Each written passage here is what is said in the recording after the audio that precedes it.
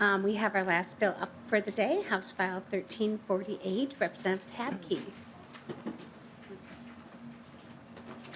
As you get settled, Representative Tabke, welcome back to the Education Finance Committee, and I will move House File 1348 before us. And then I also see that you have a DE2 amendment, so I'll move that before us as well. And why don't we go ahead and vote on that so it's in the shape that we'd like. Members, all those in favor of the DE2 amendment, please say aye. Aye. All those opposed say no. The DE2 amendment's adopted. Go ahead, Representative Tabke. Thank you very much, Chair Joachim and members. So as you may remember, last year we had discussions about the ESP Bill of Rights for making sure that hourly workers in our schools are paid appropriately, making sure they have access to health care, making sure that they have access to things that we know paraprofessionals and school lunch folks and bus drivers and everyone needs to make sure that they are successful in getting what they need from our school districts. And so we had that bill last year. We were really proud that we got some pieces of that done. First piece is the training piece to make sure that paras and other folks who are working in school are trained appropriately. And so we have that was done last year. We're going to continue to work on a lot of other pieces. And today we have a DE to the bill that we'd like to get done this year, which has two pieces to it, and the two pieces are, the first is that training that we passed last year. Most schools handled it really, really well, and some schools pushed paras and other folks into training that wasn't appropriate for their position, and so we want to clarify that language in this amendment here to make sure that everyone is getting the training that they need to make sure to be the most successful. And the second piece is paid leave for when school closures happen. So when we have e-learning days and pieces, our teachers and other folks that are salaried get paid for that work, but folks who are hourly do not get paid. So that is all work that is pay that is budgeted, pay that is included already, and we want to make sure that those folks are getting paid and have the ability to get paid for those days as well. And so we're putting that in the bill in this DE2 here that we hope to get passed this year, and I believe we have some testifiers, Madam Chair. Thank you, Representative Tabke. I think we have first up, we have Chris Stinson. He's coming.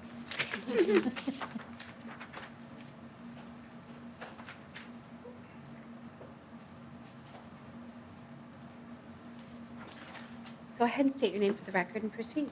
Yeah, thank you. My name's Chris Stinson. I'm the Policy Director for SEIU Local 284. We represent more than 10,000 education support professionals across the state. I try to have experts come to the table, and so I don't usually like to testify myself. But if you can't tell from the snow outside, it's spring break for a lot of Minnesota schools, and the members who've been working on this bill for many years did not want to zoom in the middle of their time with their families. So you're getting the second string. I wanted to start off by thanking you all for the paid training and e-learning that work that you did last year. It was really important. Right after the paid training was implemented, we surveyed our para-educator members about how the paid training went, and 75% of the paras reported that they did receive paid training, and that is not necessarily evidence of non-compliance. The Department of Education interpreted the training requirement that you passed last year to only apply to instructional paras, and our database doesn't make a distinction. If you're in the para contract, you're a para, and so I suspect that those 25% of people that didn't receive training were non-instructional paras. So of the people who were trained, 15% reported that they got 6 hours of training that was specific to the work that they do every day. About 40% reported that they got a more general training. Usually that meant being in kind of the same auditorium as the teachers when they were doing their back to school training. And then 45% received a combination of both, some general training and some that was really specific to their job. And so we followed up with the 15% of people that got a really good training and tried to figure out what the difference was. And it was really simple. In the districts where the paras got great training, the district consulted with veteran paras about what they needed to be part of that training. And so at SEIU, we call our elected leaders in the different bargaining units stewards. Education Minnesota calls them presidents. But either way, if a district talked to those elected leaders before designing the training was better. So that's the first part of the DE. The second part just says that if districts are paid for the day, that they need to pay their workers. And many of you know that my mom was a para, and that's the reason that I do this work. I'll just say that by the end of most months, well, the money ran out before the month was over. And so by the end of the month, we were often eating the 20-cent ramen noodle packets and peanut butter and jelly. And so I can imagine you looking at a concern about making sure that school workers are paid for the 2-hour late start days and think that that's only 30 or 40 bucks. But 30 or 40 bucks still buys a lot of peanut butter. And for a lot of our members, that 30 or 40 bucks is the difference between being able to feed their families and not. And so this change, while it is not a lot of money, is incredibly impactful in the lives of our members. So thank you for your work last session and your continued work on this bill. I appreciate it. Thank you. With that, members, I'll bring it to the table for any questions. Representative Clardy. It's more of a comment than a question. Thank you for bringing this forward. As a teacher, I couldn't have done my job without a qualified para, and sometimes I'd kind of wonder why they were expected to do things without pay, whether, and they're working side by side with me. So this is an important bill. Thank you. Thank you, Representative Clardy. Representative Altendorf. Thank you, Madam Chair. Thank you. Sorry, I just have a quick question. Maybe it's for Mr. Strom, but so the finances on this, I'm not really following that. That's coming from the school then? I just wanted to be clear on that.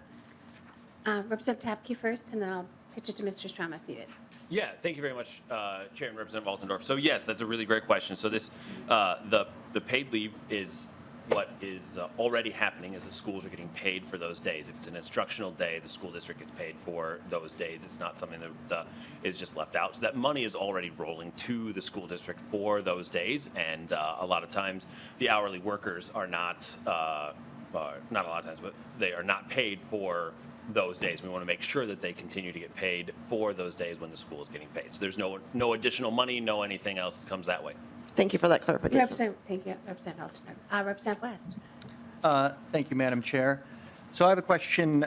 If the hourly worker is at home because of snow day and they're going to get paid, are the schools able to still have them do work in some way? Like lots of them work individually with kids. Can they? Is the school allowed to tell, without like revisiting a collective bargaining agreement or something like that, is allowed to be like, well, why don't you give these parents a call, talk about their students, maybe work on something while you're not here? Representative Tapke. Yeah, Chair Yukim and Representative West, yes, they are able. So if you look on line 1.13, school employees may be allowed to work from home to the extent practicable. And so that is that they are still able to work. So if someone is able to work from home, or if someone needs to come in if they are doing before and after school childcare and different things like that, that yes, they are absolutely able to, the school is able to require them to come in and be on those days. And so if someone were to not want to come in, then they would not get paid for those days. Representative West, did you have a follow-up? Okay, Representative Greenman. Thank you, Madam Chair, and thank you, Representative Tapke, for working on this bill and for listening to our hourly school workers. One question I had, I think it's really interesting, and I think we generally learn best when we ask people who are doing the work what they need. I don't know, this might be a question for our labor partners or whatever, but it would be actually really interesting to hear and sort of to learn what those paras are saying they need in terms of training. I really like this bill. I think that having some of that and just learning more about what our professionals need. I don't know if that information is available, but it would be interesting and important to learn. So thank you. Mr. Stinson, do you want to just provide some follow-up, or? Or you could. It's okay, we have a few minutes. We'll let Mr. Stinson come down, and then I have one more person on the list, Representative Bernick. So, Mr. Stinson, briefly, thank you. Sir. Yes, Getting your for getting your steps exercise. So, yeah, as part of the State your name for the record. Chris Stinson, like I said, I don't try to come to the table very often. Chris Stinson with SEIU Local 284. As part of the survey that we did following the first year of the training, we did ask the members in kind of an open-ended way what kind of training they wanted, and it was a wide range. There were a lot of folks who were new, who wanted more training about the personnel handbook and how they were supposed to kind of function just within the new environment. And then, but the vast majority of it was around behavior. Ever since the pandemic and the lockdowns, student behavior has become more challenging. And there are fewer caring adults in the building to help address those behavior issues. And so it makes every single person's job that much harder. And what they want is more training and support to help when it's on them to intervene. And frankly, that's also the reason why the underlying bill had training for a bunch of other areas too, because you all know that the only place where behavior challenges occur is not the classroom. It happens on the bus and in the lunchroom and in the hallways. And so every caring adult in the building needs to know how to intervene and support students. Thank you. As a para too, that would be my number one, was just that de-escalation training and how to meet the student where they're at is a big part of that. And phrase that we use a lot in education is Q-tip, quit taking it personally. It's not about you, it's about the student in front of you, but sometimes it takes a bit to learn how to do that. I had Representative Anderson and then Vernig, and then we're going to wrap it up. Thank you. This is a question of our fiscal staff. So there, right now, before this bill, the schools don't have to pay, obviously, wages if they're not working. Do we have any sort of, under this bill, they would, so, and there's no dollars coming with this, is that correct? I will pitch it to Mr. Strong. Madam Chair, Representative Anderson, that's correct. There's two types of days to distinguish. Last year, the change was made to the e-learning days, and on those days, when the school has, there's a process to go through for establishing those days.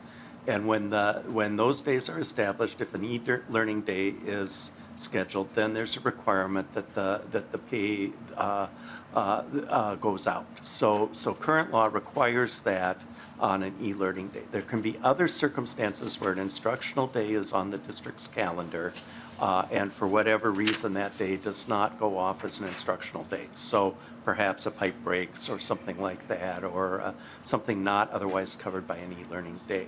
Those, in terms of the district's revenue, there's no additional revenue for the district if a day like that is added or canceled. The school districts are paid on the basis of them meeting the hourly requirement in statute, and and essentially there's not a diminution in revenue for school districts as they serve fewer days. We used to have a system in Minnesota where where the aid paid was dependent on the number of days. That's no longer the case. So some school districts may have a calendar of 178 days, and others may have a calendar of 175 days. The boards adopt those calendars. In both those situations, the school district is going to get the exact same yearly amount of money for the students served. So if the school district with 178 days in its calendar cancels a day that's not an e-learning day, they're not getting a diminution in their revenue for that day. They would go under current law, they go 177 days, they'd still get the same amount of revenue. There's two little revenue sources, primarily the extended time revenue that matters for the hourly requirement. But otherwise, there's no change in the school district revenue, and those calendars vary. So the school district's not getting any additional funding under the requirements of Representative Tapke's DE amendment, but the school district is not losing any money either if it chooses to go a day less than its calendar days, provided it meets the hourly requirements in statute. Representative Anderson, follow-up? Thank you. So that would be, it's a choice, but either way, this is a cost that they don't have to bear currently. Madam Mr. Chair. Stroud. Oh, I'm so sorry. Madam Chair, Representative Anderson. Yes, right now, if a day that is, would be covered by the DE2 amendment happened, and the school district said they weren't going to pay their hourly workers for that day, then the school district would save the pay for the hourly workers for that day. Under this bill, they would no longer do that if it met the criteria for instructional day in the DE2 amendment. One quick follow-up, then I'm going to go to Representative Tapke on that, then Vernig, and then follow-up, and then closing. Representative Anderson. Thank you. So this is another unfunded mandate that costs the school districts money. Do we have any way of looking at past history to see how much this would cost our schools? Do we have any way to look at, days that there were closures, or, because this is another unfunded mandate? Representative Tapke. Thank you, Chair Yukim and Representative Anderson. So I do not believe that's an accurate characterization of it as an unfunded mandate. What this is saying is that schools are getting paid for the instructional day. The money is flowing for the instructional day, and right now they are not paying the hourly workers when they are getting that money. And so it is basically just not paying the lowest wage workers in the school district. And so what this is saying is that everybody needs to get paid for instructional days when the school district is paying. So this is money they've already got budgeted. This is money that's already coming into them, and it's making sure that everybody gets paid for the days that they are working. Then I really, Yeah, we can follow it's up okay, because we offline. very much disagree on the math here, so, okay. Thank you. Representative Vernig. Yep, thank you, Madam Chair, and thank you, Representative Tapke, for bringing this forward. As somebody who served on my Community Ed Advisory Council, the number one thing I heard from parents was consistency in staffing. So a consistent bus driver makes a world of difference for a special ed student trying to get to school. A consistent para, consistent staffing is important. So I hope that this will help with employee retention, with consistency, and with student success. Representative Tapke. Oh, there's no question there. Got it. I just Sorry. want to actually jump back. One quick question to lines 1.12. And maybe just because I have a husband that's very infrequently had snow days, but all you're saying, and they do this with the teachers too, even on a snow day, teachers, if they can get into the building, are asked to come in because districts are already getting paid for that duty day. And what we're saying is you're getting paid for the duty day, but what you don't get to do is then book some savings because you've chosen to pick and choose who has to come in. Representative Tapke, is that accurate? That is.